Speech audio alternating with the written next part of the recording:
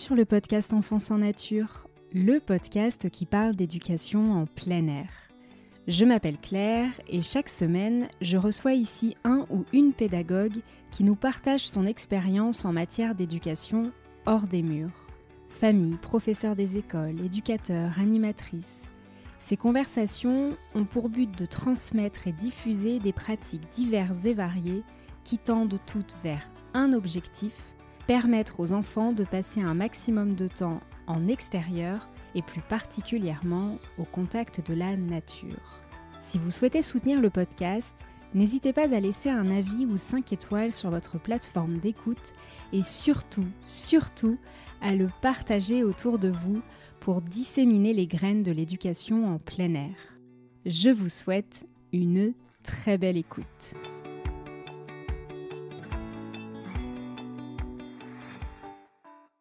Aujourd'hui, je vous propose de découvrir la Scolée des Écureuils, une école de la forêt installée en Savoie depuis 2 ans. Pour en parler, je reçois non pas une, mais 2 personnes investies dans l'école. Marie, enseignante et directrice, et Anne-Lise, fondatrice et pédagogue par la nature. Dans cette école, les enfants apprennent à prendre soin d'eux, des autres et du vivant en passant le plus clair de leur temps à l'extérieur, mais pas que. La singularité de la Scolée des Écureuils se trouve dans la dimension intergénérationnelle qu'elle donne à ses projets, parce que figurez-vous qu'elle installe actuellement une yourte en guise de salle de classe dans le jardin d'un EHPAD. Mais je ne vous en dis pas plus et vous laisse découvrir cette belle histoire racontée par Anne-Lise et Marie. Je vous souhaite une très belle écoute. Bonsoir Marie, bonsoir Anne-Lise. Bonsoir Claire. Je vous souhaite la bienvenue sur le podcast. Pour la première fois, nous allons être 3 à échanger.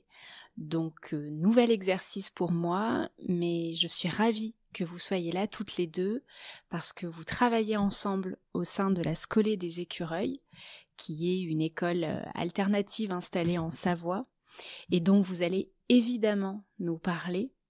Toi, Marie, tu y es enseignante et directrice. Et Anne-Lise, tu es la fondatrice de l'école et tu es formée à la pédagogie par la nature. Et oui, c'est super que vous soyez ensemble aujourd'hui parce que je suppose que vos expériences et vos points de vue à la fois se croisent et se complètent. Donc ça promet d'être un échange très riche et je vous remercie de vous être libérés en même temps, à savoir pour celles et ceux qui nous écoutent un dimanche soir à 20h30 alors que vous étiez en chantier sur l'école toute la journée, si j'ai bien suivi votre actualité de ces derniers jours. Donc, un grand merci.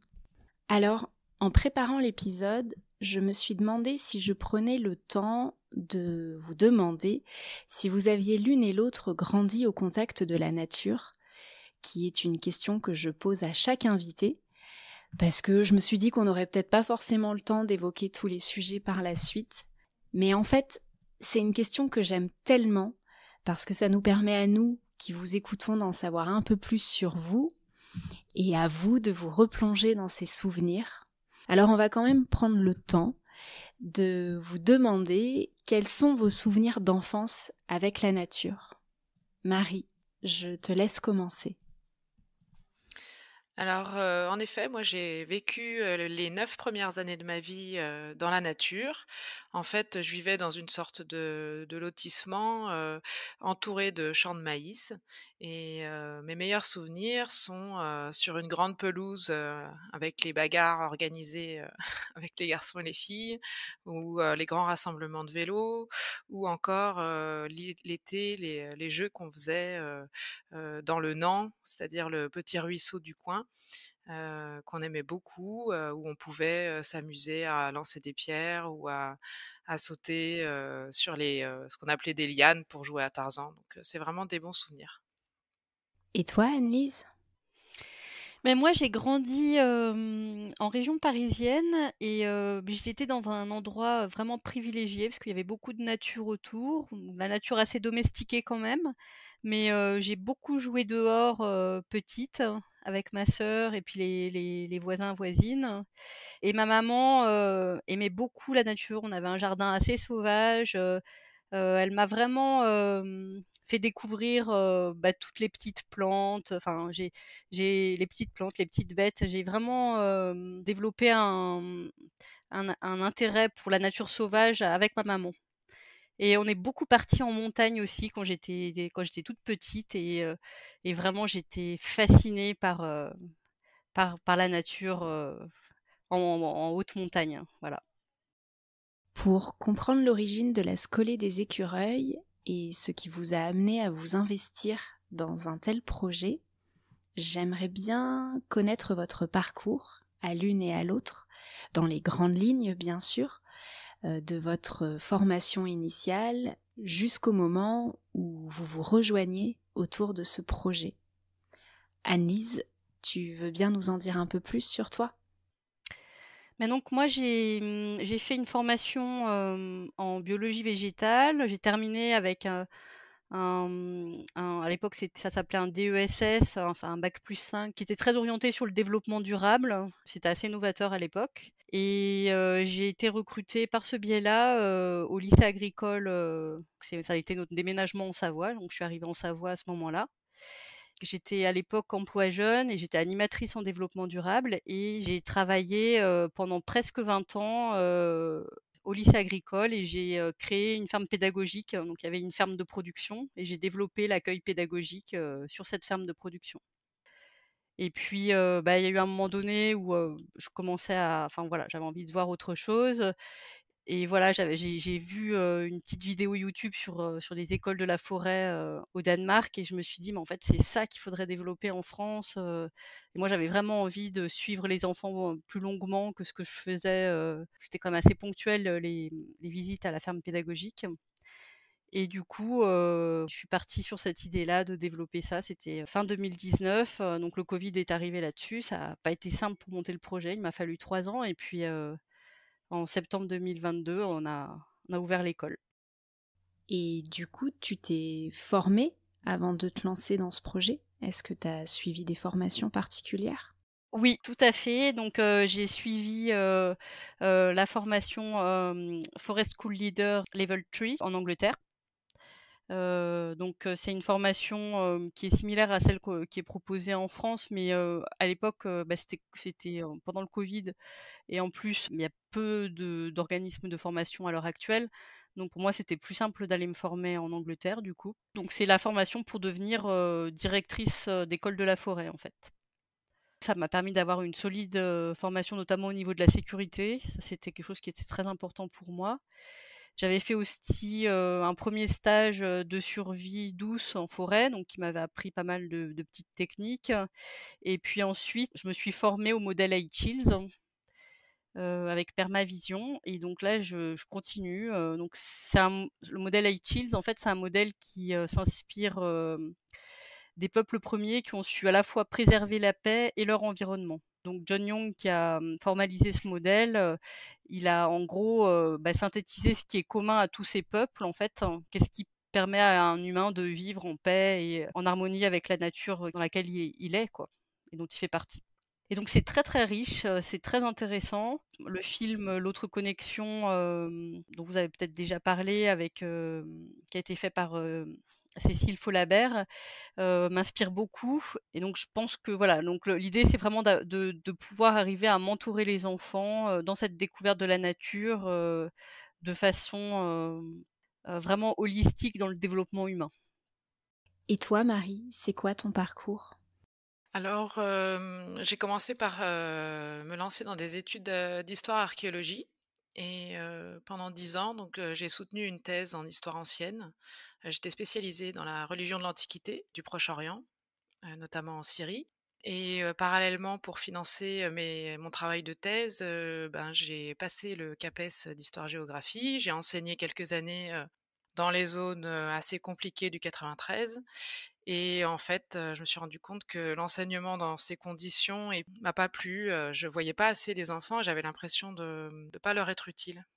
Donc j'y trouvais pas mon compte et parallèlement, moi, j'ai eu mes 3 enfants Et j'ai repris mes études de théâtre pour me lancer en professionnel et avec une amie, on a monté une pièce, et on l'a écrite, une pièce de théâtre pour enfants, ce qui m'a permis de découvrir, tout l'univers, du spectacle sur Paris, parce que j'étais, sur Paris. Et pendant, 8 ans, j'ai fait du théâtre, pour adultes et pour enfants et parallèlement pour financer, ce travail aussi, j'ai mené des ateliers théâtre, dans les maternelles et c'est là que je me suis rendu compte que le métier d'enseignant, en tant que professeur des écoles avec des tout petits, était vraiment intéressant et je me suis dit que c'était ça que je voulais faire, à savoir reprendre en fait, les bases, de partir du début avec les petits et j'ai vraiment eu un coup de cœur pour l'enseignement en maternelle. Donc j'ai repassé, le concours, le CRPE, en auditeur libre, ce qui m'a permis ensuite de réintégrer l'éducation nationale et j'ai enseigné pendant quelques années, à des maternelles, en REP, toujours à Paris et l'école, dans laquelle j'étais avait un projet sur le vivant qui était vraiment hyper intéressant. Que ce soit autour des animaux avec, des poules, des poussins, une couveuse, ou, à travers, la création d'un potager. Donc, j'ai vu les effets que le vivant apportait aux enfants et surtout dans ces, zones qui sont dites assez sensibles, où le public est pas toujours, facile à, animer comme on voudrait. J'ai vu tout le bénéfice en fait d'un animal, d'un petit poussin dans les mains d'un petit garçon, d'une petite fille. Là, en un instant, on a une petite flamme qui s'allume et puis un enfant qu'on n'entendait jamais et là, il a envie de parler, il a envie de nous communiquer et puis, il nous pose plein de questions et il y a quelque chose qui se passe, quoi. Donc, ensuite, on a fait le choix avec ma famille de nous installer en Savoie et là, je me suis retrouvée, sans emploi puisque j'avais pas eu ma mutation pour, travailler, dans le département, de la Savoie et je me suis dit que je pouvais pas rester comme ça donc j'ai décidé de faire une formation en tant qu'animatrice nature afin de développer des projets et d'entrer d'une autre manière, dans les écoles autour de projets, sur la nature, pour les enfants et de fil en aiguille, j'ai découvert le monde, des écoles de la forêt que je connaissais pas et j'ai vu l'annonce proposée par Anne-Lise, pour devenir une directrice, d'une école en forêt et j'ai été reprise et j'ai tout appris à ce moment-là et c'est vrai que c'est une aventure, assez incroyable et le duo qu'on forme avec Anne-Lise est vraiment chouette parce qu'on est très complémentaires et ça nous permet d'avancer. Eh bien, je vous remercie pour ces éclairages qui nous permettent de comprendre un peu mieux l'essence de la scolée des écureuils. Anne-Lise, étant donné que tu en es la fondatrice, est-ce que tu veux bien nous parler un peu plus de cette association, de ses valeurs et puis de ce qu'elle propose aux enfants et aux familles? Parce qu'il y a une école, mais pas seulement. Voilà, si tu veux bien nous raconter l'histoire de la scolée des écureuils. Au moment du 1er confinement, donc j'avais commencé à mettre des affiches pour créer un collectif. J'ai fait pas mal de visios en ligne pour expliquer, mon projet, ce que je voulais faire, c'était, voilà, reconnecter les enfants, à la nature, à eux-mêmes et aux autres. Et puis, il y a une dizaine de personnes qui m'ont rejoint et on a fait régulièrement, des petites réunions dans mon jardin en plein air et donc on a créé le projet pédagogique ensemble. Pour moi, c'était vraiment important que ce projet, il soit collégial, que ce soit pas, juste, mon projet, mais que ce soit vraiment quelque chose qu'on construise ensemble avec les idées, de toutes sortes de personnes qui viennent d'horizons différents. Donc ça, c'était le cas. En fait, on avait vraiment un petit groupe très mélangé avec des gens, qui comptaient mettre leurs enfants dans l'école, mais pas seulement. Il y avait aussi des retraités, de différents âges, de différentes professions et puis aussi des personnes actives dont les enfants étaient déjà plus grands, donc qui étaient juste intéressés par le projet, et donc c'était vraiment très, très chouette, ce moment de création, en fait, où on a posé les bases de l'association. L'idée, c'était, de mettre en avant la coopération et l'idée aussi de pouvoir, recréer le village, en fait. De dire que pour élever un enfant, on a besoin du village, en fait. C'est un proverbe africain, il faut tout un village pour élever un enfant. Et c'est vraiment quelque chose, d'important dans dans le fonctionnement, de l'association et de l'école, de pouvoir trouver appui auprès de communautés qu'on commence à former, en fait. Donc ça, c'est un des points. Un autre des points, bien sûr, comme toutes les écoles alternatives, c'était, d'être centré sur les besoins de l'enfant. Donc ça a été pas mal, déjà défini, en fait, tout ça. Donc je vais pas trop revenir là-dessus, mais c'était quand même vraiment quelque chose, bien sûr, de central, dans le projet de l'école.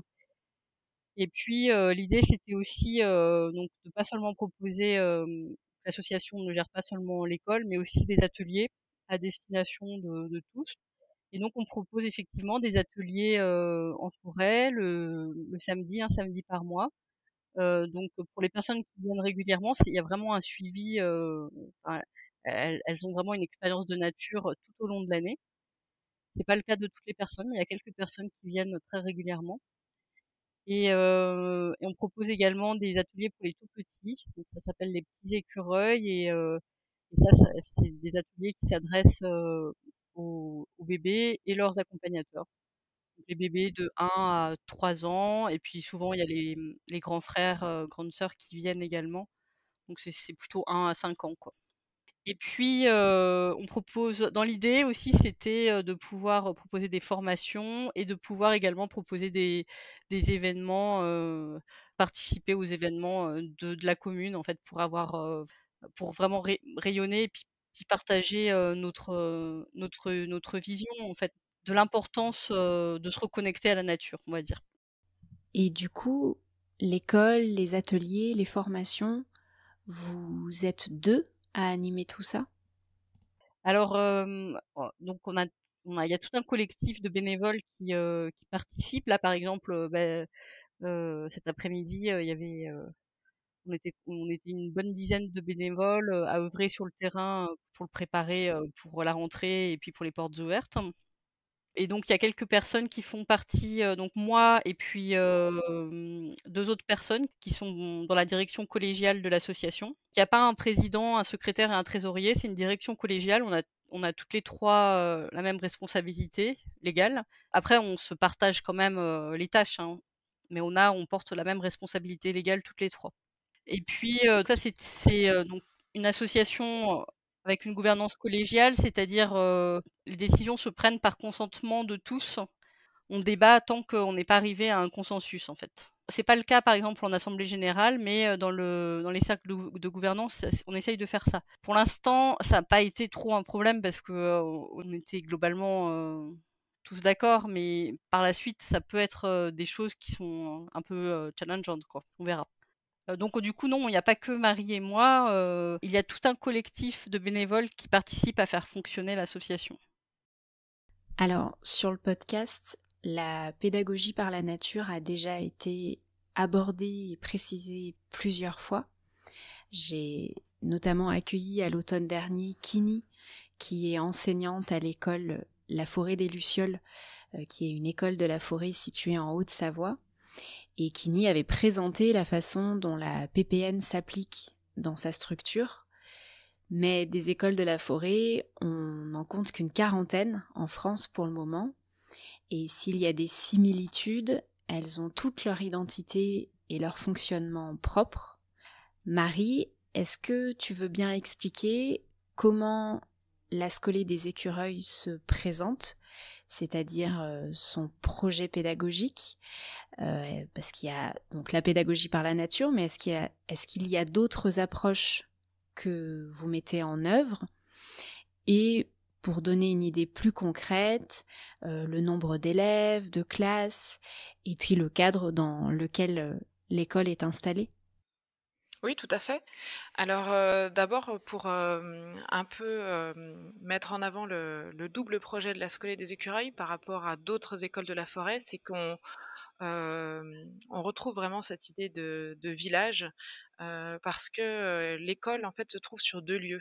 Le premier c'est, le terrain qui est un terrain boisé, d'environ 6 000 m², sur laquelle se trouve le canapé forestier, le lieu de rassemblement avec, des jeux, tout l'univers, boisé, de la cuisine debout, donc beaucoup de jeux d'extérieur. Donc sur ce terrain, on se retrouve, minimum, 4 heures par jour, en matinée et le vendredi, toute la journée. Donc les enfants, font la sieste, dans les tentes. Et donc c'est dans cet univers-là qu'on met en place, beaucoup des principes, de la pédagogie par la nature, mais pas seulement puisque comme beaucoup d'autres écoles alternatives, on s'inspire, de nombreux, pédagogues, tels que Maria Montessori, tels que, Céline Alvarez, tels que, Freinet, et tant d'autres. Donc bien sûr, l'enfant est au centre des apprentissages. Et ça on ne veut pas s'arrêter à une pédagogie, en particulier, mais on essaye de piocher un peu dans toutes ces pédagogies alternatives qui apportent vraiment, un regard pertinent sur la façon d'être avec les enfants et de transmettre en fait, les savoirs sans être, seulement l'enseignant, celui qui est au-dessus et puis, avec, l'enfant en dessous. Donc il y a vraiment une idée de, de non-hiérarchisation où les enfants et l'adulte, sont là pour, finalement apprendre, les uns des autres. Et c'est vrai que le grand temps laissé au jeu libre, pour les enfants nous permet, nous, en tant que pédagogues, de les accompagner, de les observer et de leur proposer ensuite, des apprentissages qui soient en lien avec, leur centre d'intérêt. Hem, donc on a ce lieu-là qui est très important, et ensuite, on a un autre lieu que l'on commence seulement à découvrir puisqu'on a un projet de construction de yourte qui, là devient, réalité enfin. Nous allons construire une yourte sur le terrain de l'EHPAD, qui est, juste, voisin du terrain dans lequel nous sommes. Et ça, c'est vraiment, finalement la grande originalité du projet de la Scolée des Écureuils, c'est que à la fois, c'est la connexion des enfants avec la nature et puis la reconnexion avec le vivant dans son sens, vraiment général, le vivant, l'humain, avec le lien intergénérationnel. On a déjà commencé à mettre en place des activités, avec les pensionnaires. L'animatrice de l'EHPAD, nous accueille à bras ouverts et est vraiment, très désireuse de mettre en place des projets avec les anciens. Et donc cette yourte sera vraiment, attenante à l'EHPAD et ce sera le lieu pour, faire les activités, plus, graphiques, plastiques où on a besoin d'avoir, un endroit fermé avec, plus des tables, pas de vent, voilà. Et puis c'est le lieu aussi où les petits, pourront faire la sieste. Actuellement, on loue, des locaux au centre de loisirs, de la Motte-Servolex. Donc les enfants, quittent le terrain à 11h30 et font un petit trajet d'1 kilomètre, à vélo ou à draisienne. C'est vraiment un moment qu'ils apprécient énormément. Et au bout de ces, 20-30 minutes de petite promenade, on arrive au Clem. Donc cette promenade est souvent le moment d'observer aussi tous les changements qu'il y a au fil du temps, sur un même lieu, que ce soit avec, le champ voisin qui va être labouré, les arbres qui vont être taillés ou là, je suis sûre que demain, on va constater que le prunelier, commence à être en fleurs et cetera et cetera. Donc on se retrouve, au Clem, donc c'est ce centre de loisirs, pour faire, le repas, la sieste et puis les activités un peu plus classiques. Ensuite, là, actuellement, on a, 12 élèves, 3 élèves qui sont en cours préparatoire, l'équivalent du cours préparatoire et puis le reste qui sont majoritairement en petite section et en moyenne section. Donc ils sont toute la journée ensemble, sauf l'après-midi où, moi je garde les CP et je leur fais, on fait ensemble, la classe de manière un peu plus, on va dire traditionnelle pour l'apprentissage de l'écriture, de la lecture, et puis, faire le lien entre ce qui s'est passé la matinée avec, les apprentissages, pour leur permettre aussi d'acquérir, tout le socle, commun de compétences, connaissances et de culture qui est demandé par l'éducation nationale. Waouh! 12 enfants, c'est vraiment très loin des effectifs qu'on peut connaître, alors en école publique très clairement, mais même dans les écoles alternatives, c'est rare d'avoir sur l'ensemble d'une école des si petites classes. Est-ce que c'est un choix, une volonté de votre part de limiter à 12 enfants? Alors en fait, l'année dernière, quand on a lancé l'école, il y avait, à peu près, 5-6-7 parents qui, étaient désireux de mettre leur enfant à l'école et puis finalement, comme on a eu une rentrée un petit peu en décalé, il y a eu des petites incertitudes et au moment où on a vraiment lancé l'école, finalement il y avait plus que 4 enfants. Donc on a choisi, d'être bénévole avec Anne-Lise toute l'année pour, lancer le projet et puis pour parler de l'école, pour vraiment, tout faire pour qu'elle se lance et finalement, on a eu raison puisque, on a eu le double, même plus, d'inscriptions, l'année d'après. C'est-à-dire maintenant où on a, 12 élèves fixes et une personne un enfant qui est, à la fois, sur 2 écoles puisque ses parents sont saisonniers et d'autres enfants qui vont arriver, là en fin d'année scolaire. Donc c'était pas, un choix d'avoir, si peu d'enfants, mais c'était vraiment parce que ce sont les débuts de l'école et là, il semblerait que les inscriptions, à venir, soient nombreuses donc voilà. On grandit petit à petit. Le taux d'encadrement restera toujours, au minimum de 1 pédagogue pour 8 enfants et hem et on essaye de faire en sorte d'être, un adulte pour 5 enfants quand on est sur le terrain. Donc du coup, on fait appel à des bénévoles, donc là, en l'occurrence, on a quelques personnes retraitées, notamment de l'éducation nationale, mais pas seulement, qui viennent sur le terrain, et qui, partagent, les choses qu'elles aiment bien faire, quoi. Alors, on va revenir sur votre quotidien et celui des enfants juste après, et aussi sur ce projet intergénérationnel que je trouve absolument génial, parce qu'effectivement, je n'avais encore jamais entendu parler de ce genre de projet, en tout cas pas qui soit aussi poussé, pas au point d'installer une salle de classe dans le jardin d'un EHPAD. Mais avant, j'aimerais revenir sur l'ouverture de l'école et sur le projet que vous avez porté, parce que là, il y a l'EHPAD. Est-ce que le bois appartient à la commune? Oui. Ok. Et vous louez aussi les locaux du centre de loisirs. Donc, je devine que la commune vous a vraiment soutenu dans ce projet. Anne-Lise, est-ce que tu peux revenir sur les échanges qu'il y a eu avec la mairie au départ? Comment est-ce que votre projet a été accueilli? Alors, déjà, moi, j'étais déjà assez connue, en fait, notamment du maire, parce que j'avais été parent délégué, pour mes filles, pendant, quasiment toute leur scolarité et puis j'ai souvent participé, à des événements, organisés par la commune, dans le cadre, de mon travail, au lycée agricole.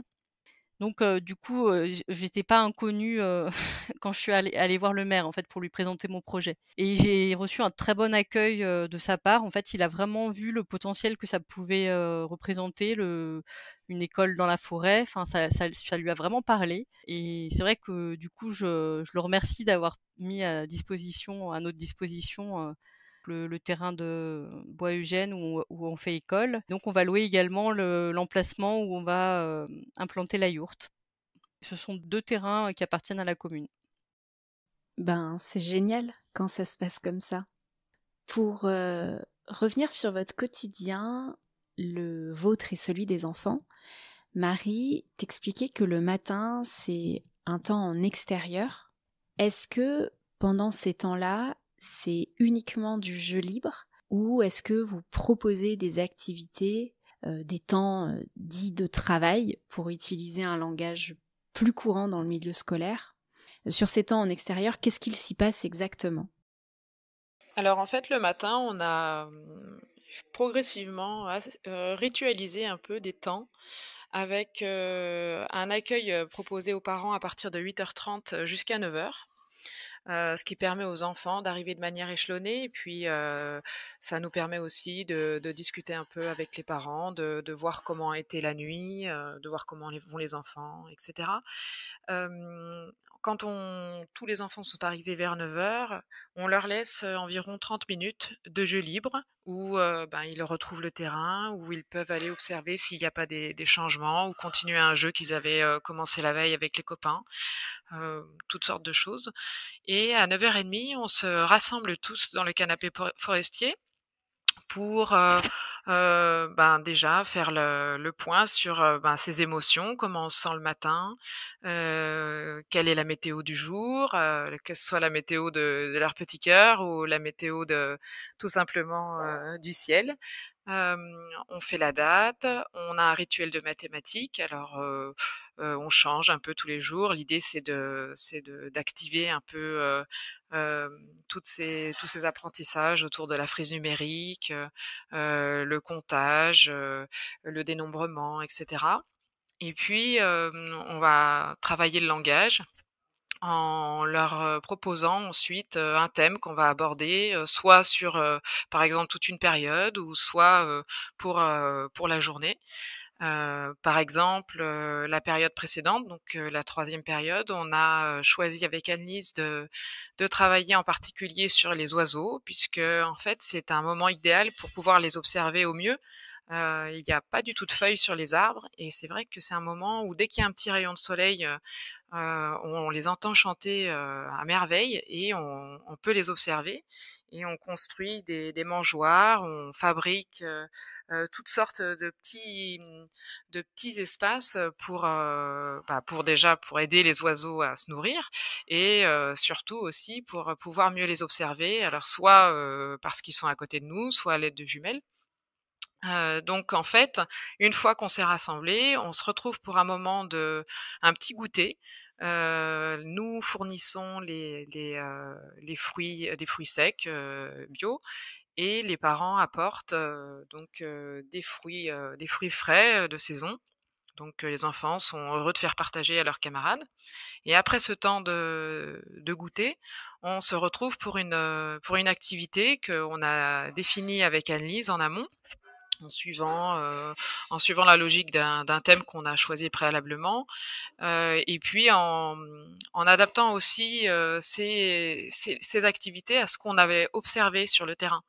Par exemple, tout en respectant le thème des oiseaux, on a constaté que, pendant plus de, 1 semaine de jeu libre, les enfants se mettaient à creuser indéfiniment et à construire, des, heu, des maisons, prendre de la boue, faire des petits murets et cetera. Donc ils étaient vraiment dans l'envie de construire, de créer quelque chose de leurs mains, avec du ciment. Ils recréaient du ciment. Donc Annelise a eu l'idée d'utiliser cette énergie pour, leur faire créer un nichoir avec, du ciment de bois, en utilisant des copeaux de bois mélangés à un peu de ciment en particulier et pour créer un nichoir, pour les oiseaux. Bon, malheureusement, ce nichoir, nous l'avons fait une fois et les conditions climatiques probablement et puis le mélange ne devait pas être, au top. Donc la construction, n'a pas été solide, hein, donc on a recommencé une deuxième fois et la deuxième fois, c'était mieux, mais ça n'a pas toujours, ça n'a toujours pas été, concluant. Donc nous en sommes à la troisième tentative, mais Mais là, je pense c'est que ça va fonctionner. là, ça va fonctionner, mais c'est bien parce que ça permet, de voir, avec les enfants, où est l'erreur, de chercher à comprendre, pourquoi ça ne fonctionne pas et c'est chouette aussi de pouvoir rater, des choses pour, justement s'interroger et se dire: mais en fait, finalement on apprend tout autant que si on avait réussi, voire plus, du premier coup. Donc voilà et puis, quand on a fini ce temps d'activité, eh bien, on peut faire un point sur, ce qu'on a appris dans la matinée et puis on prend les vélos et on s'en va et on rejoint ensuite, comme je vous disais, le Clem, après une petite balade, sensorielle, sur le trajet et on se retrouve pour, le repas ensuite, tous ensemble, le repas, une histoire et puis on couche les plus jeunes et les grands, commencent à faire le CP. Voilà. Puis après on se retrouve à la fin de la journée pour un temps, tous ensemble, alors, soit je propose souvent des activités autour du théâtre, soit, si le temps le permet, on peut aller se promener parce qu'on a une très belle rivière, derrière le Clem, qui nous permet vraiment d'observer, beaucoup, beaucoup de choses, et puis c'est un endroit que les enfants aiment particulièrement parce qu'il y a vraiment une grande sérénité dans cet endroit. Donc c'est un autre, lieu pour, créer, et développer de nouveaux apprentissages, notamment il y a un espace avec des arbres, très rectilignes, donc il y a beaucoup de choses à faire, que ce soit, dans tout le savoir mathématique ou en langage, donc c'est vraiment, vraiment chouette et puis sinon on peut faire, les jours de pluie, on peut faire des activités, plus intérieures comme, de la peinture, comme, des dessins ou, beaucoup de jeux de société, des jeux de stratégie et cetera et puis généralement, on termine la journée par, un temps où on se rassemble, où on fait le point sur, ce qu'on a appris et puis, on essaye de penser à un moment qui nous a plu et on le dit et donc on dit: «J'ai de la gratitude pour, par exemple, avoir observé aujourd'hui, ce magnifique écureuil» ou souvent, c'est quelque chose qu'ils aiment beaucoup dire, c'est, «J'étais content, je remercie, d'avoir fait la balade du Clem», ils l'appellent comme ça, voilà. Et puis les parents arrivent et voilà. Et je voulais juste, rajouter une petite chose. Donc, effectivement, quand on est au Clem, et qu'il pleut beaucoup, on ressort pas. En revanche, quelle que soit la météo, on est sur le terrain tous les jours, hem, sauf avis de tempête, quoi. Mais même quand il pleut beaucoup, on va sur le terrain. Enfin, là, cette année, on a eu beaucoup de pluie, voilà, on était sur le terrain à chaque fois. Et puis, ce que j'ai oublié de préciser, c'est qu'aussi on a l'intervention de bénévoles qui sont, vraiment chouettes. On a, par exemple, une personne qui vient avec, son chien, et qui fait de la médiation, canine. Donc ça, c'est vraiment, quelque chose qu'on apprécie beaucoup parce que, elle crée une régularité avec les enfants et puis, c'est vrai que son chien, est hyper docile, et à l'écoute aussi des enfants et là, en quelques séances, on a déjà vu, que c'est un interlocuteur de choix, pour, mettre en place, des choses qu'on n'a pas forcément réussi à faire avec les enfants. Je donne un exemple tout bête, à un moment, un enfant, regarde le chien qui s'appelle Tao, il l'observe et il essaye de le caresser, puis le chien se recule. Et puis, une petite fille, 2 minutes plus tard, va vers le chien, le caresse et le chien se laisse faire. Donc le petit garçon, est interpellé, «Mais pourquoi moi, il s'en va?» La bénévole en question lui dit tout simplement: «Mais, quand tu l'as caressé, je pense que tu l'as peut-être fait un petit peu brusquement. Donc, peut-être aussi, il faudrait que tu fasses attention à ta façon de faire». Et là, en fait, quand c'est l'animal qui est le médiateur, tout se passe beaucoup mieux et en fait, il a pas eu besoin de plus d'explications. Il a recommencé et le chien est resté et puis il y a quelque chose qui s'est passé. Et ça, nous, le mettre en place avec l'enfant, bah, finalement, c'est beaucoup plus long et que là, en un instant avec le chien, tout était dit, quoi. Donc voilà, par exemple, il y a ça. Il y a aussi, une maman qui, nous propose des séances de yoga toutes les semaines, avec les enfants et c'est vrai que là aussi, des enfants qui ont du mal à se poser, ça leur fait un bien, incroyable. Donc voilà, c'est, tout ce dont parlait Annelise, cette idée que voilà, on essaye d'avoir une école qui propose aussi, d'accueillir, toutes les générations et puis, toutes les compétences de chacun. Anne-Lise, après 2 ans passés dans cette école, en observant les enfants, est-ce qu'il y a des choses qui t'ont frappée, que t'avais pas forcément vu jusque-là? Mais moi, je suis, persuadée, en fait, qu'on peut pas protéger la nature si on n'a pas eu une expérience, de nature, enfant, enfin une expérience marquante de nature. C'est vraiment ce que je voudrais offrir aux enfants à ces enfants-là, en fait, c'est d'avoir un contact fort. Là, c'est vraiment on passe beaucoup de temps dehors toute l'année, sur un terrain qu'ils connaissent bien. L'an dernier, je crois que ce qui m'avait, vraiment émerveillée, c'était, qu'ils remarquaient, en fait, les toutes petites pousses de fleurs qui commençaient à sortir ou, enfin voilà, ils étaient très attentifs à plein de petites choses, en fait. Et ça, je le voyais pas du tout quand je recevais les enfants à la ferme. Je sentais à quel point beaucoup d'enfants sont profondément déconnectés. Et là, ce que je vois aussi, c'est que de plus en plus, ce sont les enfants qui vont nous dire: «Regarde, regarde Annelise, regarde Marie, tu as vu l'écureuil, qui est en train de sauter? Ou regarde le pivert ou la pie», c'est vraiment chouette, en fait. Moi qui commence à avoir ce regard-là, d'être vraiment attentif, à leur environnement global, en fait, c'est, les Chills, on parle beaucoup des yeux de la chouette, donc vraiment, ouvrir son regard. Je trouve ça vraiment chouette, c'est le cas de le dire. Oui, et puis même, je rajouterais que en plus d'avoir cet émerveillement qui c'est vrai qui est de plus en plus, impressionnant, je dirais, sur le terrain où ils sont vraiment à l'affût, des moindres changements sur le terrain, eh bien, ça se passe aussi en dehors de l'école et on a beaucoup de retours de parents qui nous disent: «Ah bah, c'est marrant, la dernière fois, on était en train de se promener en forêt et ben, untel, nous a montré, bah, une feuille de chêne, nous a dit: «Ah bah, tu vois, ça c'est la feuille du chêne et ça veut dire qu'il y a l'arbre qui n'est pas loin». Ou, quand il voyait le gland: «Ah bah, ça c'est le fruit du chêne, alors, ça veut dire que le chêne n'est pas loin, ça serait bien qu'on aille le retrouver».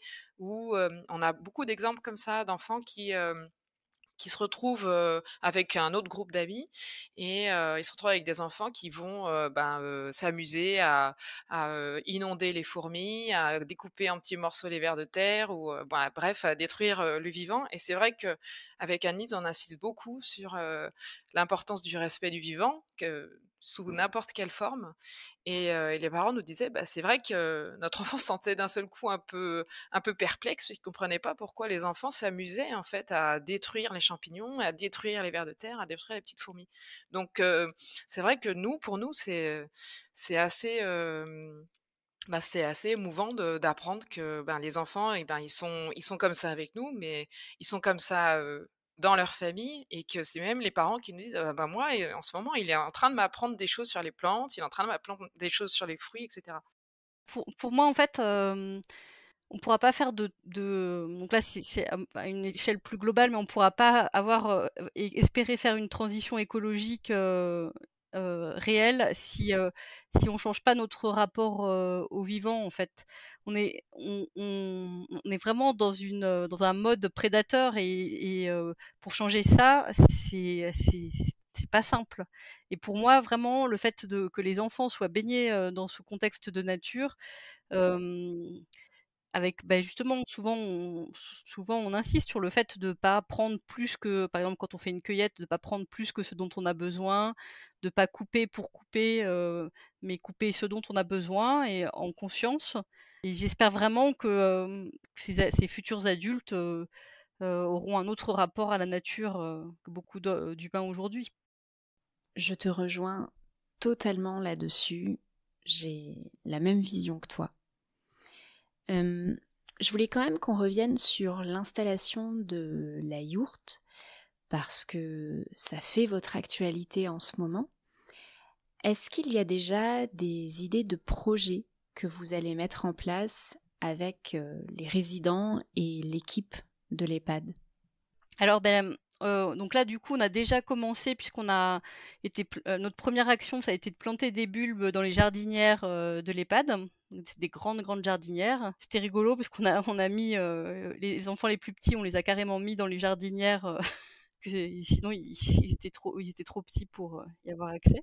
Et donc, ça a été notre première action, là, les bulbes de printemps. Je pense qu'on pourra aller les voir, à mon avis, ils doivent commencer à fleurir.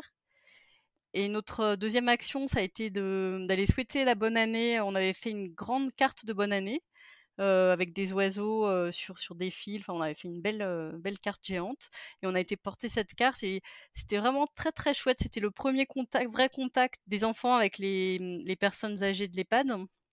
Ils ont été assez impressionnés parce que ils n'ont pas forcément l'habitude de voir des personnes aussi vieilles et puis, quand elles sont à l'EHPAD, elles sont souvent dépendantes, enfin, elles sont dépendantes, donc ça peut être impressionnant pour les enfants. Donc Marie a passé, beaucoup de temps, à débriefer après avec les enfants justement pour les faire parler de ce qu'ils avaient vécu, et mettre des mots, sur leurs émotions.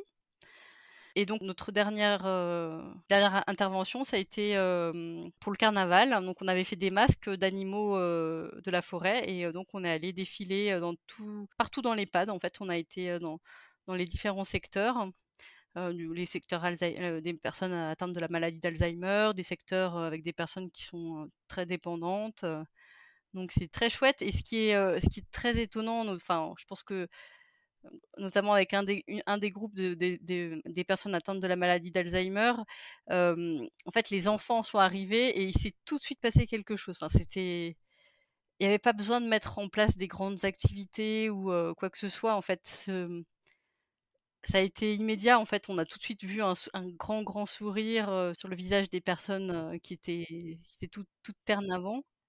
Et l'animatrice a été, vraiment, bluffée, en fait. Elle s'est dit: «Bah, en fait, il y a rien à faire là, il suffit de les amener» et puis, donc là, du coup, pour la suite, l'idée c'est de pouvoir proposer des activités régulières. Donc ça sera, ça va être des choses assez simples, hein, venir chanter, avec les personnes âgées. Ça peut être, des temps de lecture, des temps de jeu, ou participer par exemple pour les anniversaires, venir, fêter les anniversaires, avec, les personnes âgées. Et ce qui est bien, c'est qu'on pourra vraiment s'adapter à la fois aux besoins des enfants et à ceux des personnes âgées. Parce que si un jour on sent que voilà, que c'est pas adapté, que les personnes âgées sont fatiguées ou que les enfants, sont pas bien, on peut retourner dans la yourte facilement et reporter, à un autre jour. Enfin, il y a beaucoup moins de contraintes que quand c'est une sortie, scolaire, où, voilà, ce jour-là, on va à l'EHPAD, et on va chanter. Là, nous, ça sera vraiment, l'idée, c'est vraiment de créer un lien, régulier avec les personnes. Et je pense que ça peut vraiment apporter de la vie, dans tout l'établissement et vraiment, changer la vie de ces personnes. En fait, il suffit de pas grand-chose, juste de voir les enfants et de les voir évoluer. Il y a certaines personnes déjà qui ont un grand sourire. Enfin, c'est tout de suite ça, oui, c'est ça, ça amène de la vie. On arrive à la fin de notre échange, mais avant de nous quitter, j'ai une question plus personnelle à vous poser, parce qu'on a parlé des enfants, de ce qu'ils vivaient au quotidien, mais j'aimerais bien que chacune vous répondiez à la question suivante. Comment est-ce que vous vous sentez au quotidien dans cette école? Marie, si tu veux bien commencer. Alors, d'abord, je me sens, en fait, le fait d'être, dehors tous les jours, c'est vraiment une expérience nouvelle parce que dans aucun des métiers que j'ai pu faire, j'ai eu cette possibilité et en fait, on se rend compte que de vivre, tout le temps dehors, ça devient un peu comme une seconde peau. On se demande d'ailleurs pourquoi on l'a pas fait on le faisait avant, mais c'est vrai que ça devient une évidence et que les conditions que l'on trouvait, pénibles, comme la pluie, comme le froid, enfin toutes ces petites choses, nous paraissent vraiment, très futiles et on se dit: «Mais en fait, c'est absolument rien». Ça, c'est un premier point et puis, je suis aussi émerveillée que les enfants de prendre le temps, tout bêtement. Et ça, c'est vrai que c'est un retour que beaucoup de gens nous font, quand ils, viennent dans l'école. Ils disent: «On a l'impression qu'il ne se passe rien» et en fait, il se passe tout. C'est-à-dire qu'on va pas, on va prendre le temps de faire les choses. Si, une activité, demande, vraiment, de s'étendre, de recommencer, par exemple le nichoir, et ben, on va le faire. Si, là on est en train d'observer, par exemple, on observe un petit rongeur mort, et ben, on va au milieu du terrain, on va essayer on peut prendre une matinée pour, essayer de comprendre, ben, qui est ce rongeur? Pourquoi il est mort? D'où est-ce qu'il vient? Et cetera, et cetera. Et je trouve que ce rapport au temps, change beaucoup, parce que de plus en plus aujourd'hui, on est dans l'immédiateté. On a une question, on veut la réponse tout de suite. Et ça, c'est vraiment quelque chose qu'on essaye de mettre en place avec les enfants. Et Annelise comme moi, de temps en temps, ils nous posent une question, on a envie de leur donner la réponse tout de suite, on se dit: «Non, non, on prend le temps et on leur demande pourquoi ils nous posent cette question». Et on essaie de les faire réfléchir et d'essayer d'éveiller en fait toutes les petites connexions de synapses, dans leur cerveau, pour qu'ils commencent à faire le lien avec tout ce qui se passe autour d'eux. Et finalement, on se rend bien compte que c'est pas la réponse qui est importante, mais c'est le chemin pour y arriver. Ça fait très philosophique, mais c'est vraiment ça. Et que, le fait de se questionner et de se demander, «Tiens, ben, qu'est-ce que j'entends? Ah, bah, pourquoi je l'entends à ce moment-là? Est-ce que je l'entends le matin, l'après-midi? Est-ce que c'est plutôt dans les bois? Est-ce que c'est plutôt près de la rivière?» et cetera, et cetera. Bah, ça nous amène à vraiment une meilleure compréhension du monde qui nous environne. Et ça, je pense que c'est vraiment, un des grands bénéfices, du travail dans cette école, et de pouvoir offrir, en fait, aux enfants, bah, tout ça. C'est vraiment chouette, parce que je pense que moi, enfant, j'aurais aimé être dans une école pareille. Et souvent je me dis: «Mais, les parents qui nous suivent et qui se lancent dans l'aventure, ben, je trouve ça incroyable, parce que c'est des parents qui, viennent de milieux complètement différents, qui viennent de catégories sociales complètement différentes, et qui, en fait, sont tous reliés à avec ça, avec, cette dynamique. Et c'est vraiment chouette, de voir ça. Et souvent on nous dit: «Bah, vous êtes une école hors contrat, vous êtes excessivement cher». Bon, on est cher comme une école hors contrat, malheureusement. C'est, la difficulté des écoles hors contrat, c'est qu'elles doivent tout payer elles-mêmes. Mais à la fois, c'est ce que je dis aux parents, finalement, c'est un cadeau que vous faites chaque mois à votre enfant, parce que, c'est quelque chose d'unique. Et d'offrir ça déjà à la petite enfance, au moins à la petite enfance, ça me paraît, un cadeau, être un cadeau inestimable. Et toi, Annelise, c'est quoi ton retour? Alors moi déjà, je travaillais déjà beaucoup dehors à la ferme pédagogique et c'était vraiment quelque chose que j'appréciais beaucoup. Et là, vraiment, je sens que là, bah, pendant les vacances, j'ai travaillé beaucoup plus sur l'ordinateur parce que j'avais beaucoup de travail administratif à faire et j'ai senti à quel point ça me manquait en fait. Enfin, je sens que maintenant, vraiment, à quel point j'ai besoin d'être dehors, de pouvoir observer la nature, d'en faire partie vraiment. Enfin, moi, je suis vraiment, enfin, voilà, je suis vraiment contente le matin de me lever et d'aller dans la forêt. Et puis, ce que je trouve très, très chouette aussi, c'est, effectivement que je continue, à découvrir tout le temps. Je continue à apprendre en permanence avec les enfants, alors, bah, c'est vrai, hein, je connais beaucoup de choses déjà au niveau des plantes et tout ça, mais je connais pas tout et il y a des là, on avait découvert un champignon, ben, on savait pas du tout, on le trouvait nulle part dans aucun guide, on l'a montré à un mycologue qui connaissait pas non plus. Enfin, à chaque fois, en fait, ça nous fait découvrir plein de choses, se mettre en chemin pour essayer de comprendre ce qui se passe, pour essayer de juste sur ce petit terrain, en fait, c'est, une source inépuisable de découvertes. Et ça, je trouve ça, incroyable, vraiment. Eh ben, on vous souhaite que ces explorations soient nombreuses encore durant les prochaines années. Est-ce qu'il y a un moyen de vous soutenir? Parce que vous êtes une association, donc c'est important pour moi de vous mettre en avant ici. Je sais qu'il y avait un financement participatif qui était en cours. Est-ce que c'est toujours le cas? Si oui, jusqu'à quand? Le financement participatif est en cours, jusqu'au 19 mars, je crois, donc quand le podcast passera, ce sera trop tard. Mais c'est possible de faire un don sur, Hello Asso. Ok, on va sur votre site internet pour trouver le lien. Oui. Bon, il sera mis dans le descriptif de l'épisode et j'invite les personnes qui ont été touchées parce que vous nous avez raconté aujourd'hui, à aller y faire un tour, au moins pour en savoir un peu plus sur l'école. Eh bien écoutez, Marie et Anne-Lise, je vous remercie infiniment pour cet échange. Vous êtes les deuxièmes voix à être venues parler d'une école de la forêt sur le podcast. J'espère qu'il y en aura encore plein d'autres qui vont s'ouvrir en France.